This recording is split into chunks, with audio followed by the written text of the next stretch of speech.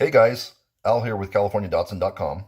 On today's episode of What's on the Bench, we have a complete rebuilt rack and pinion that controls your steering. Now let's take a closer look at this unit, which is available for the 70 through 78 S30 Z cars. It's an ideal replacement for those who are wanting to basically get their own restoration of this rack and pinion, or simply looking to get better control of their steering after 40 years of wear. Now our rebuild process includes full disassembly, inspection, cleaning, and reassembly. We use all new parts, including rack end bushings, pinion adjustment bushing, input shaft bearing, grease seal, new boots, and a fresh coat of paint. We always use the correct left and right threaded rod ends as well. In addition, we recommend replacing the mounting bushings that go here with a urethane set.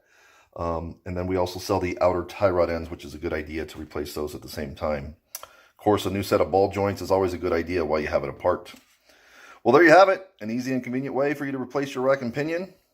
We do have several buying options that are available, including rebuilding your old rack or simply buying one of ours outright when they are available.